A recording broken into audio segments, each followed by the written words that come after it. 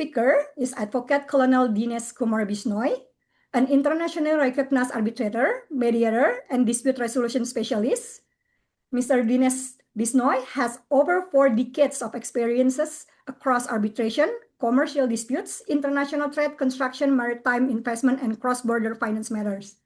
He currently serves as presiding arbitrator, sole arbitrator, and co-arbitrator in numerous domestic and international tribunals with appointments from leading arbitral institutions, high court, multinational entities, and international parties across multiple jurisdictions.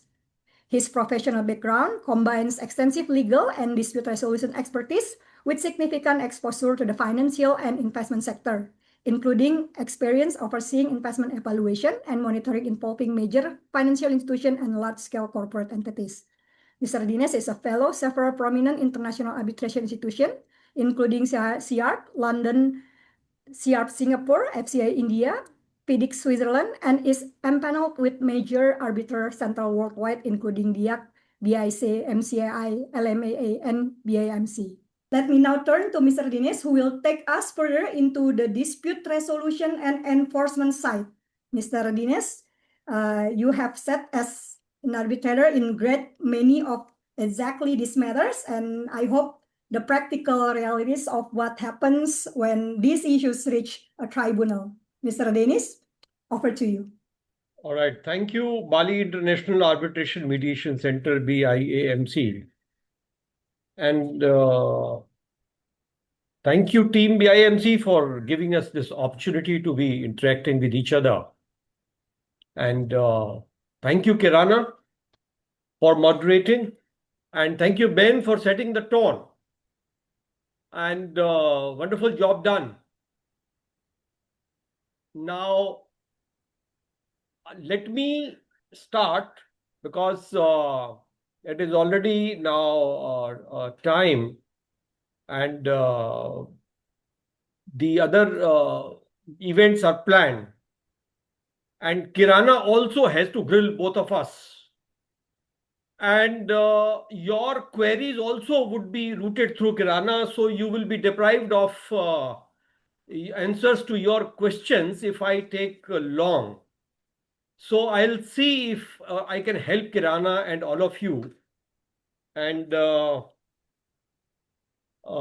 now let us now go over and beyond what Ben has explained to all of us. Now, if we go to the fundamental causes, what is going around? Now, we are talking about disputes. We are talking about currency. And we are talking about sanctions. We are talking about geopolitical pressures.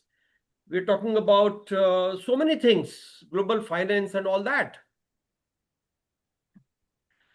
Now, things before the war are so fluid as on date as on the time when we are interacting as of now, that the next day or the next hour or the next minute is unpredictable. So, as a student of law or arbitration or dispute resolutionist, how do we cope up with this? So we have to understand all that. I would not be naming, and I'll be refraining myself from naming any jurisdiction or any country because of obvious reasons. But I have my charter of duty and I have my mandate to put it across to you in a manner that you get the theme out of it. Now imagine one jurisdiction gets an explosion. So what happens? That company, that entity, that corporate, that jurisdiction, and all businesses around that are interlinked. So you can imagine how many processes and how many companies or corporate bodies are affected adversely. Similarly, it happens when instead of A, B say faces the same. So when A and B face the same, so what happens to others? C, D, E, F, and G. And you can imagine that because of A and B, the C, D, and E are suffering. And not only C and D, A to Z are suffering. The whole world, the globe is suffering. So how's that working out?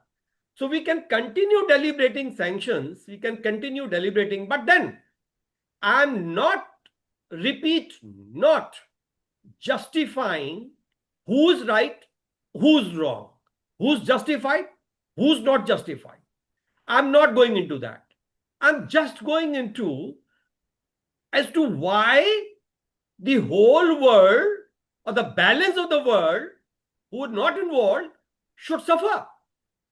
And as a student of law and arbitration and dispute resolutions, now what are our choices? Now, can we cater for each and every situation?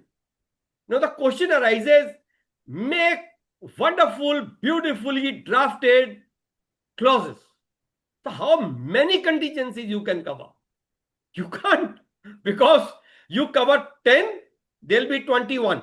You cover 100, there'll be thousands. So, every day, every hour, every minute, new contingencies are arising. Now, how to cover those? Now, do we have specific wordings? Maybe that defeats the purpose. Do we have a clause of renegotiation? If we do that mistake, then the other party also will take benefit out of it. Because both parties have included the renegotiation clause in their contract. And what will happen?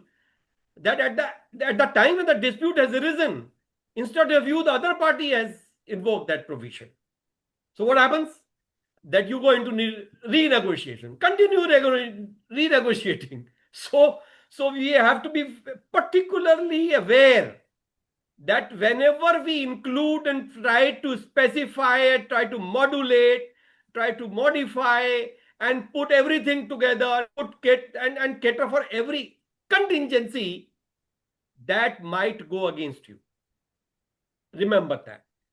Now, coming on to further bigger picture. Now, can we call it a madness? No, there is an order. There used to be an order. Go back from World War II to World War I and before World War I. Go back, and back. And then you will get an idea how this has been developing over the years and over the decades in the jurisdictions. And I'm not going to go into the either the modus operandi or the agenda or the aim or the purpose behind all that. I'm leaving that. Now, the brighter aspect is the light at the end of the tunnel is very bright, because despite all that, what is happening? Some local system developed over the decades is working. That is why the world is moving. Otherwise, by now, we would have moved back to barter system. I am giving you cashew nut, so you give me wheat. I am giving you rice, so you give me mangoes. So that is what it is now coming to bypass, to circumvent, and to survive. Because it's a human being fertile mind. We will evolve ways and means, maybe whatever jurisdiction. I'm not talking about A, B, C, D, and E. So all this, how is that it has come and how we are going to deal with it is the question before all of us and before the world, before the globe today. Now, bodies, how it happens that at a particular set of time, the focus on green arbitration is the order of the day. Then climate change is the green signal.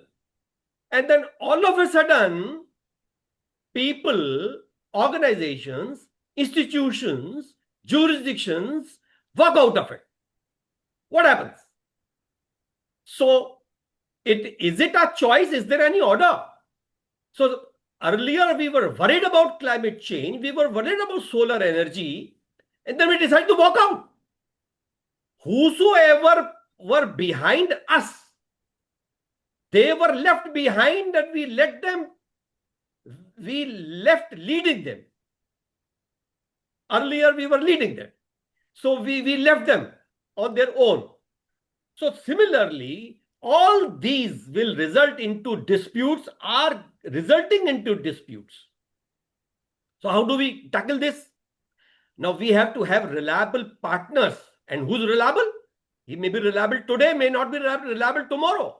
Because I'm telling you that the situation is moving fast. Every minute it is changing.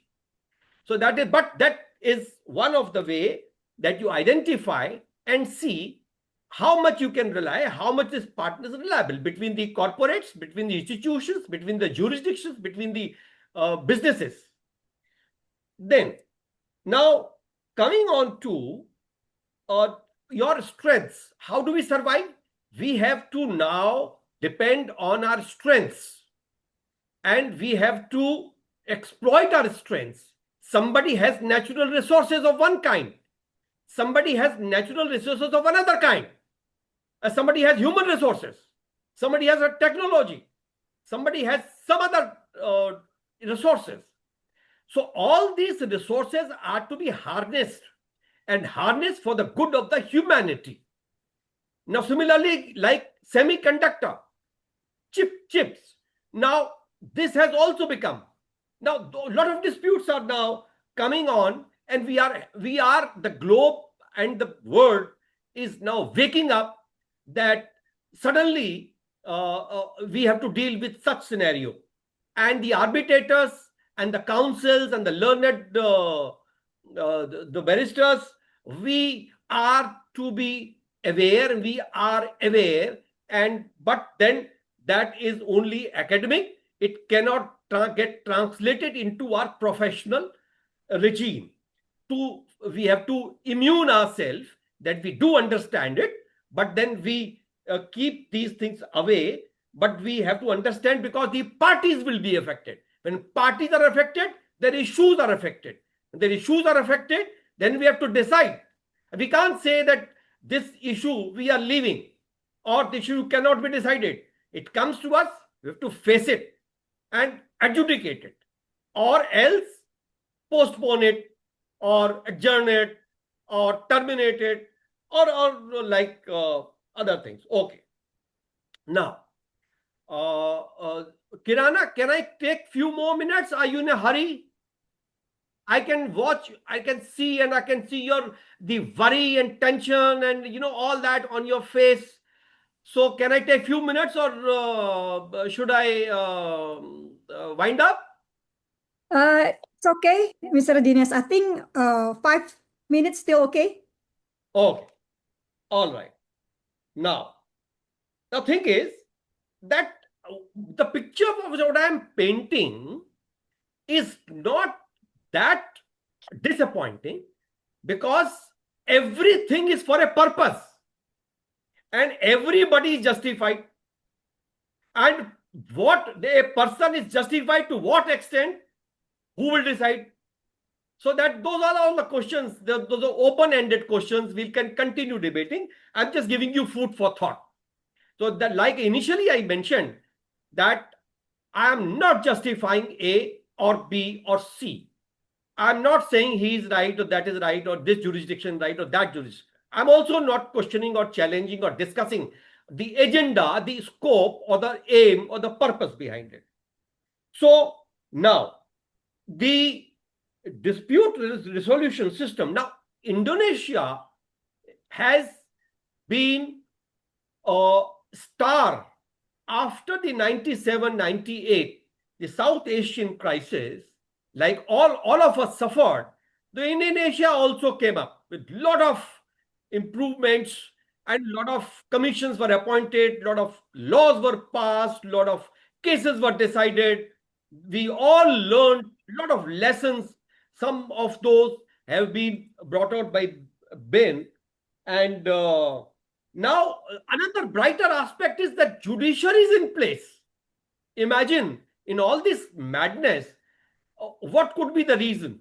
Whether A jurisdiction or in the B jurisdiction or in C jurisdiction. In all jurisdictions, the judiciary is now, they are very much aware, but they are passing judgments on merits of the case, whatever parties bring to the table.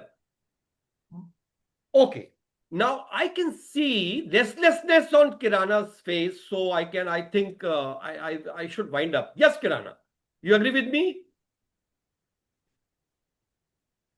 Yes, Dinesh. All It's right, okay. all right, You all still right. have actually you still have until 4:05 if Yes. if you want to continue. No, I have no problem in continuing, because you were given half an hour, and there is hardly half an hour is left for you. And I am not only worried because of your own grilling, but you are going to grill both of us. But I am Okay. more worried about the audience's questions, which must have reached you and which need to be put and discussed. That is Okay. why I'm giving you this space. Please utilize.